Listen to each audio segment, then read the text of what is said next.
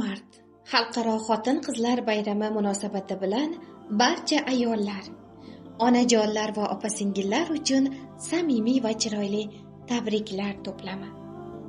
Aziz va muhtarama ayollar, sizlarni bahorning eng nafis bayrami, nafosat va go'zallik ayyomi bo'lmuş 8-mart bilan chin qalbimdan tabriklayman.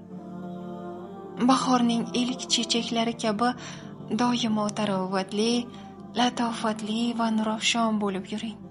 Bahorning ilk ayyomi 8-mart bilan barchangizni muborakbod etaman. Yuzingizdan tabassum, qalbingizdan bahoriy kayfiyat hech qachon arimasin. Yuzingizdan kulgu tabassum, qalblaringizni xotirjamlik hech qachon tark etmasin.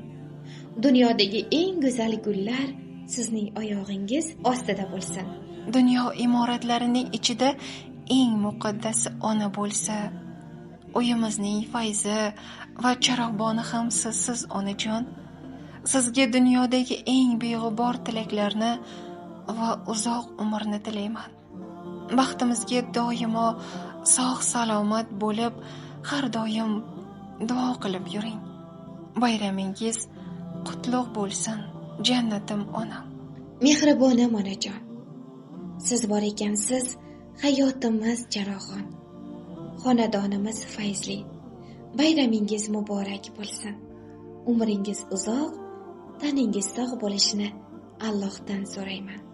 Ayol shunday mo'jizaki, u quyoshsiz ham hayotni yoritishga qodir.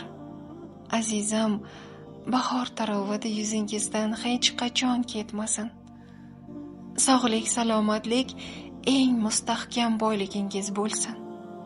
Baxt va quvonch xonadoningizni tark etmasin.